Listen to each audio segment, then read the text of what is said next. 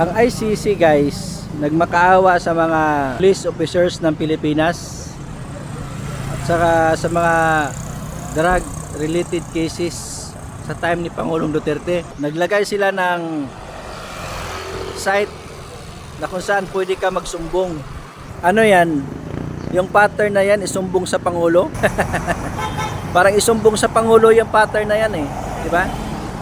Isumbong yung mga anomalya sa flood control.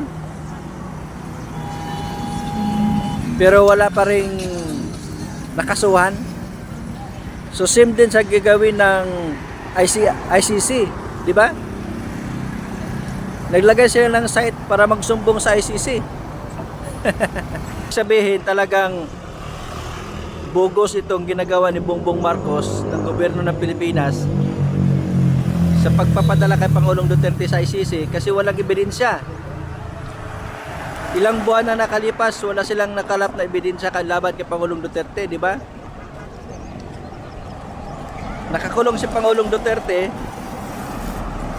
na wala man lang silang ebidensya na na-present o na-ipakita sa international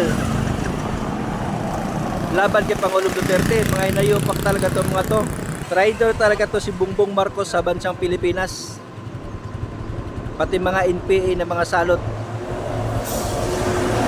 Kaya sa lahat ng mga politician dyan, sa mga sa Congress na kung sino yung magsuporta o mag-sign sa impeachment laban kay VP Sara, magpunta muna kayo sa distrito nyo. Magkonsulta muna kayo sa mga constituent nyo kung gusto ba nilang i-impeach si VP Sara. Di ba? Huwag kayong pa ura-urada, mga hinayupa kayo.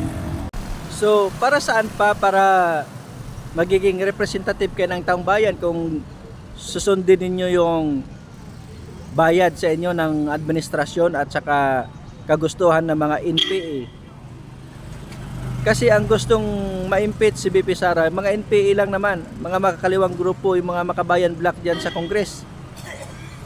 Sila lang ang gusto kasi talagang uubusin sila ni Sara Duterte pag si Sara Duterte magiging Pangulo. Kasi itong mga animal na mga NPA na ito, mga salot sa lipunan yan, mga virus sa lipunan.